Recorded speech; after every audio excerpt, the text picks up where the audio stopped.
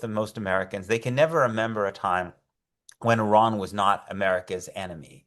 Um, what what are the structural reasons that the United States has that Iran and America have this enmity?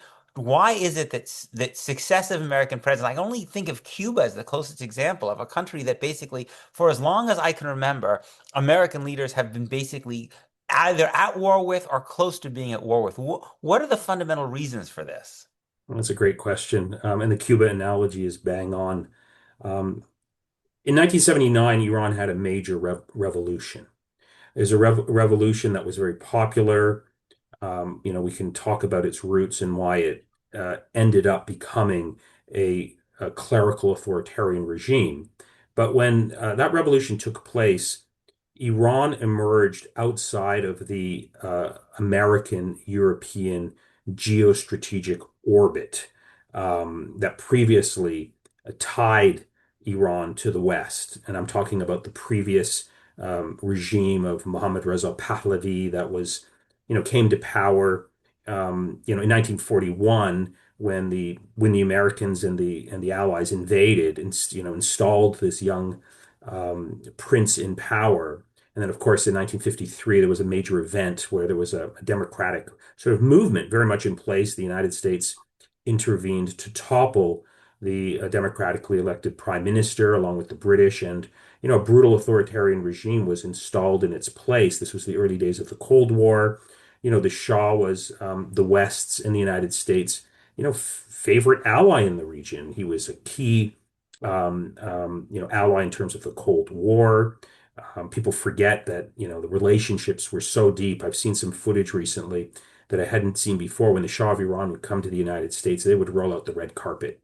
He would get like a heroic welcome, meet with everyone, the media, cultural elites, people on both sides of the political aisle, hailed him as a moderating, sort of a moderate leader who's trying to transform his country in the right direction. And it was a close American ally, purchased all of any armaments he wanted to purchase were sold to him. He was the guardian of American interests in the Middle East. All of that came to an end in 1979 when you had a major revolution that was popular and can be understood, and I think should be understood, really through the prism of sort of anti-imperial, anti-colonial revolutions. I mean, not that dissimilar from the revolution that happened in 1958, 59 in Cuba. And so as a result of that break, that radical rupture, Iran then became, in the context of Middle East politics, an adversary and an open advocate of a different worldview, a revolutionary worldview that drew upon a particular politicized reading of Islam to try and, initiate the type of revolutionary change that most revolutions aspire to accomplish in their early years.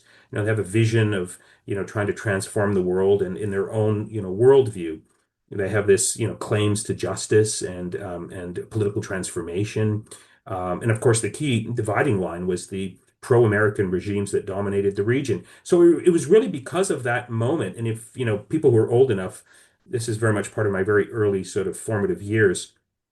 That revolution was deeply tied to a break in diplomatic relations with the United States, but also the capture of the American embassy in Tehran by radical revolutionary leaders that were supported by Iran's revolutionary leadership at the time. And hostages were held for 444 days. Jimmy Carter tried to sort of rescue them. It didn't happen.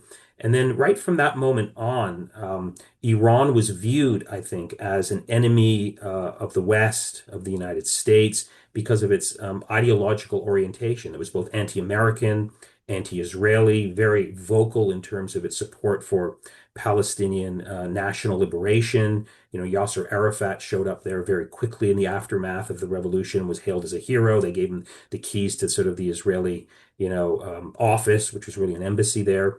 And so that, I think, is the core of the problem in terms of why Iran has been viewed with such disdain. I like to frame it in the following way, just to sum up, that Iran is an independent actor in the politics of the Middle East. And when I say it's an independent actor, I don't necessarily mean it's a good actor, but it doesn't play by the rules of US and European foreign policy. And for that reason, because it challenges American interests, it has generated this deep hostility. So I think that the way this is often characterized in the United States is that Iran has a desire, particularly to destroy the United States, but because it has would have trouble getting to the United States, that its focus is really on destroying Israel, America's closest ally in the region. And I wonder if you can unpack that a little bit. I mean, what exactly Iran has been willing to do and what Iran hasn't been willing to do in order, it is a regime obviously that would prefer that, that would prefer there were not a state of this kind that exists, right? But in what vis-a-vis Israel, but how has Iran over time approached Israel? Look, I think if the Iranian leaders theoretically had the capability and the power, yeah, they would like to transform the world in the vision of their ideological sort of orientation. The famous slogan of the revolution was, death to America. And death to America, of course, then got misinterpreted, I think, within the American foreign policy debate as sort of death to the existence of the United States as a country, as a nation. It was always understood it was death to the, evil machinations of U.S. foreign policy. That from an Iranian nationalist perspective made perfect sense because the United States was the backer of the Shah regime and kept the Shah in power and presided over a brutal political system replete with torture and corruption and all the rest. So that anti-Americanism, I think, very much is a reflection of the particular relationship that Iran had with the United States. And the revolution was, was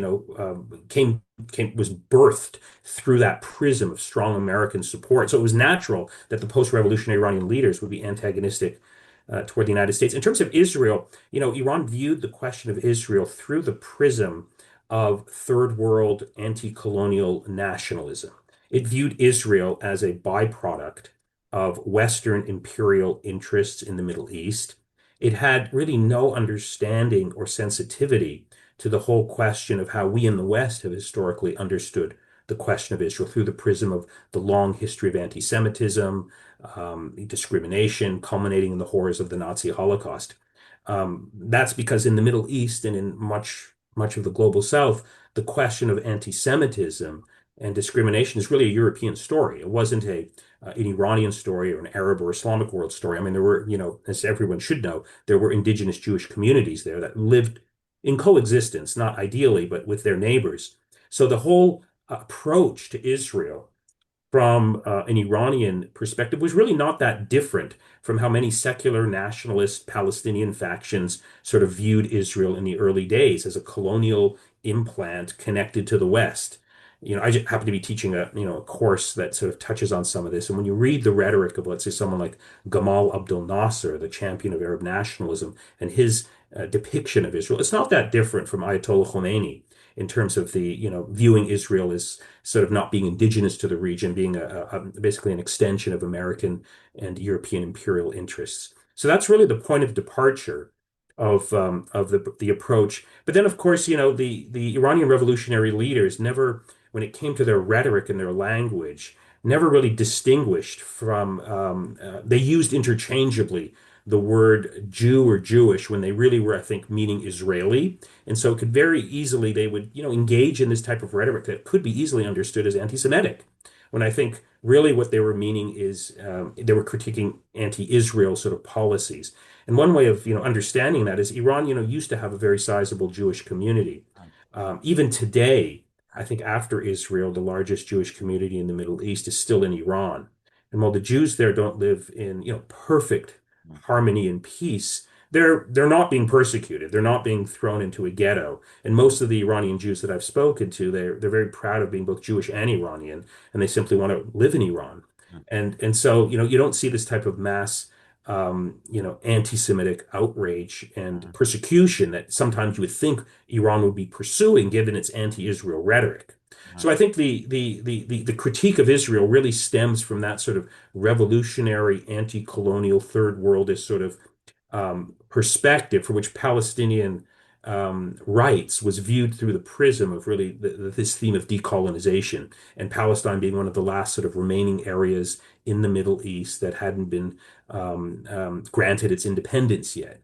And so that was a core identity, core sort of pillar of the revolutionary rhetoric of the Islamic Republic that continues until this day. It's foundational to the worldview of the Islamic Republic because it's rooted in this revolutionary anti-American and anti-Israeli perspective. Interestingly, after the Oslo Accords emerged in 1993, there was an internal debate among the senior Iranian leaders. How do we sort of now relate to Israel when the Palestine Liberation Organization is talking to the Israelis? I mean, they were openly saying we're falling into this problem where we could be more Catholic than the Pope, so to speak, in terms of our Palestinian advocacy. And so they've tried to wrestle with that perspective, but they've benefited from, I think, exploiting the legitimate suffering of the Palestinians, which has resonance in the Arab Islamic world, to exploit it to sort of present themselves as the only country in the region that really cares about Palestinian human rights and Palestinian suffering when all of the other Arab dictatorships and regimes have either compromised or given up or struck separate deals with Israel. So like any state, Iran has sort of played an ideological game, seeking to sort of exploit the Palestinian cause for their own advantage, effectively to win street credibility in the Arab world. And that's been part of Iran's relationship to this conflict as well.